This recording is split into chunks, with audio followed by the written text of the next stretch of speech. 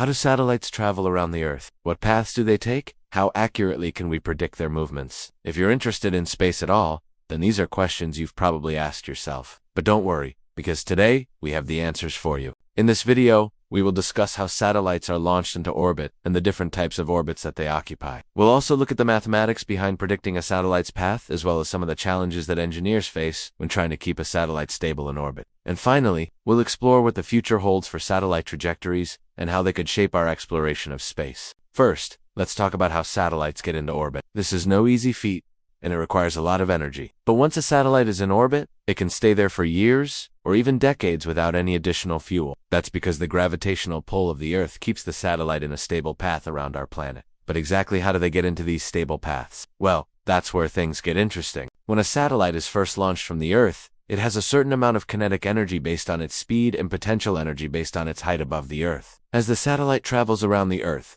these two forms of energy are constantly being transformed into each other. At its highest point, the satellite has the most potential energy, and at its lowest point, it has the most kinetic energy. The key to a stable orbit is to find the right balance between these two forms of energy. If a satellite has too much energy, it will escape from Earth's gravitational pull and never return. If it has too little energy, it will simply crash into the Earth. But if it has just the right amount of energy, then it will form a stable orbit around our planet. This is all determined by the shape of the satellite's trajectory, which is a solution to the two-body problem in classical mechanics. The two-body problem asks, how do two objects move under the influence of each other's gravity? In the case of a satellite, one object is the Earth and the other is the satellite. To solve this problem, we use Newton's law of universal gravitation, which states that every particle in the universe attracts every other particle with a force that is proportional to the product of their masses and inversely proportional to the square of the distance between them. This means that the closer the satellite is to the Earth, the stronger the gravitational pull, and the further away it is, the weaker the gravitational pull.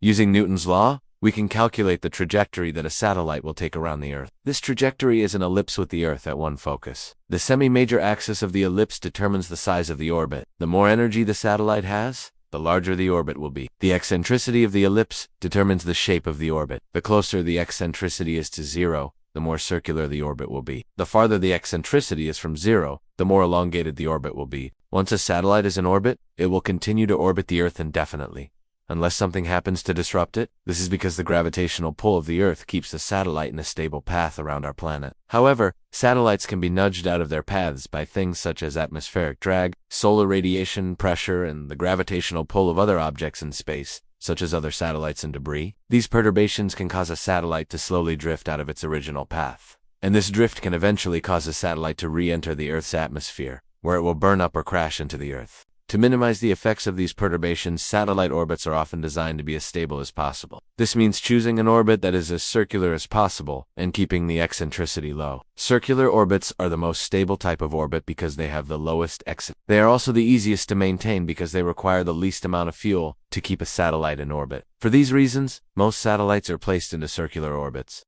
Now that we know how satellites are launched into orbit and the different types of orbits that they occupy, let's take a closer look at the mathematics behind predicting a satellite's path. The first step in predicting the path of a satellite is to determine its initial conditions. This includes the satellite's position and velocity when it was first launched. Once we have the initial conditions, we can use Newton's equations of motion to predict how the satellite will move through space. Newton's equations of motion are based on Newton's laws of motion, and they describe how an object moves in space and time under the influence of a force. In the case of a satellite, the force is the gravitational pull of the Earth. Predicting the path of a satellite is a complex calculation that takes into account the initial conditions of the satellite, the mass of the Earth, and other factors such as atmospheric drag and solar radiation pressure. The resulting trajectory is a solution to the two-body problem in classical mechanics, which we discussed earlier. There are several ways to solve the two-body problem. One common method is to use Kepler's equations, which relate the orbital elements of a satellite to its position and velocity. The 6 orbital elements are the semi-major axis,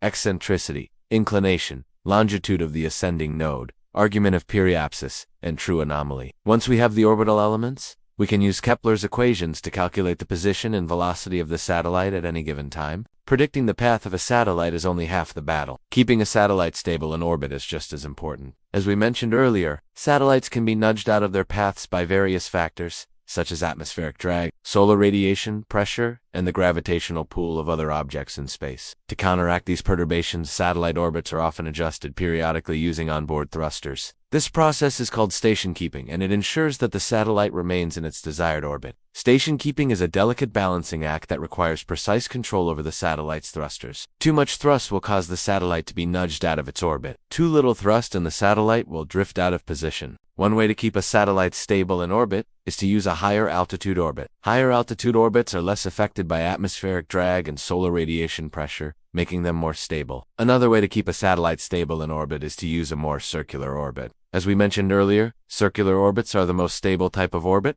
because they have the lowest eccentricity. A more circular orbit will minimize the effects of perturbations, making it easier to keep the satellite in a stable position. Satellites have revolutionized the way we live, work, and play. They provide us with everything from GPS, navigation, to weather forecasting, to communication. But as we put more and more satellites into orbit, we need to make sure that they don't interfere with each other. This is where collision avoidance comes in. Collision avoidance is a set of techniques used to prevent satellites from colliding with each other or with space debris. As the number of satellites in orbit grows, the risk of collision also grows. This is because there are simply more opportunities for satellites to collide with each other. But luckily, there are several things that can be done to mitigate the risk of collision. One approach is to use a higher altitude orbit. Higher altitude orbits are less crowded than lower altitude orbits, so there is less risk of collision. Another approach is to use a more elliptical orbit. An elliptical orbit takes the satellite further away from other satellites during part of its orbit, reducing the risk of collision. Some satellites are also equipped with onboard propulsion systems that allow them to maneuver out of the way of potential collisions. As technology advances, new methods for launching satellites into orbit will become available. These new methods will make it easier and cheaper to launch satellites, which means that we will likely see more and more satellites in orbit in the future. With more satellites in orbit, the risk of collision will increase, so it will be important to have robust collision avoidance systems in place. Looking to the future, we can expect some exciting developments in the field of satellite trajectories. As we continue to explore space, we will need to find new and innovative ways to get our satellites into orbit and keep them there. We can also expect to see new technologies developed that will make it easier and cheaper to launch satellites, which will lead to more satellites in orbit. As the number of satellites increases, we will need to develop new methods for keeping them stable and avoiding collisions. Overall, the future of satellite trajectories is bright, and we can expect many exciting developments in the years to come. Satellites are an integral part of modern life, providing us with everything from communication to GPS. Understanding how satellites move through space is crucial for ensuring that they operate effectively and safely. While placing a satellite into orbit is a complex process, it is fascinating to see how the principles of physics come together to keep these satellites in their precise paths around the Earth. Whether you're a space enthusiast or just curious about the technology that surrounds us, hopefully this video has given you a new appreciation for the incredible feats of engineering that go into keeping our satellites in orbit. Thanks for watching.